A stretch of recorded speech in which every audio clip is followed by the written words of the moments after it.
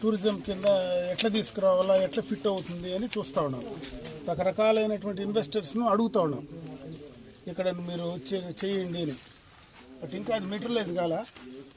కొంత tourism department నుంచి కొంత డబ్బులు తీసుకొచ్చి, లేదా రకరకాల వివిధ టూరిజం డిపార్ట్మెంట్ దగ్గర పెద్ద డబ్బులు లేవు, డైరెక్ట్ ఇన్వెస్ట్ చేయడానికి అవకాశాలు లేవు. అందుకని 2-3 రకాలుగా కూడా గవర్నమెంట్ నుంచి 4-5 డిపార్ట్మెంట్స్ నుంచి ఫండ్స్ తీసుకొచ్చి ఆ రోడ్ వేయడమా, కింద ఒక షెడ్ కట్టి వచ్చిన వాళ్ళు తడిసిపోకుండా ఉండడమా, వచ్చిన వాళ్ళకు బాత్రూమ్లు, ల్యాబొరేటరీ ఫెసిలిటీ చేయడమా, ఇవి టెంపరీగా కొంతవరకు చేసి మళ్ళీ ఏదైనా పీపీపీ మోడల్లో ఎవరైనా ఇన్వెస్టర్స్ వస్తే, ప్రైవేట్ అదే పీపీపీ మోడల్లో ఇన్వెస్టర్స్ వస్తే వాళ్లకు ఇచ్చి వాళ్ళ ద్వారా దీన్ని డెవలప్ చేస్తే ఇక టూరిజం పెరుగుతుంది, చుట్టూ ఎంప్లాయ్మెంట్ పెరుగుతుంది, రెవెన్యూ పెరుగుతుంది అని ఆలోచిస్తున్నాం.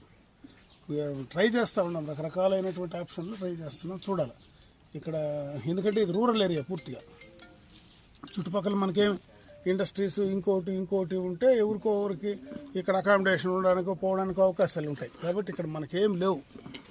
దానివల్లనే ఇప్పుడు ఎవరైనా ఇన్వెస్టర్ వచ్చి ఇంక బెంగళూరు దగ్గర ఉంది కాబట్టి బెంగళూరు వాళ్ళని ఇక్కడికి ఎంతవరకు తీసుకురాగలము, ఈడ వాళ్ళ స్టాండర్డ్ సరిపోయేగా తయారు చేసేటువంటి ఇన్వెస్టర్ ఎవడు అనేది ట్రై చేస్తున్నాము. త్వరగా ఎవరైనా దొరికితే ఖచ్చితంగా అవన్నీ కంప్లీట్ చేసేస్తాం.